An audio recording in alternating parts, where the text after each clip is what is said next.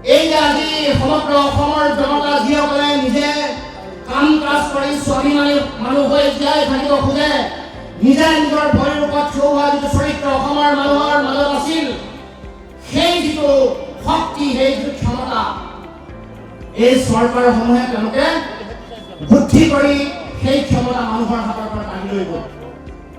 আৰু সেইকাৰণে আজি এনেকুৱা অৱস্থা পালেহি যে অসমৰ ৰাইজে আজি 830 টকা ল'বলৈ তেওঁ বাধ্য। এনেকুৱা বহু এই দুখীয়া যে কৰি দিলে কংগ্ৰেছ চৰকাৰ, বিজেপি চৰকাৰ সূতা কম্বল দিলাই হিতাধিকাৰী আঁচনি দি মানুহক এনেকুৱা দুখীয়া কৰি দিয়ে যে তেওঁলোক আজি বিনামূলীয়া চাউল ল'বলৈ বাধ্য। হিতাধিকাৰীৰ সৃষ্টিৰে নহয়, সকলোৰে সংস্থাপন, সকলোৰে উপাৰ্জন, এয়াই অসম জাতীয় পৰিষদৰ পণ। জাহাজৰ চিহ্নত ভোট দিয়ক, লুৰিণজ্যোতি গগৈৰ হাত মজবুত কৰক।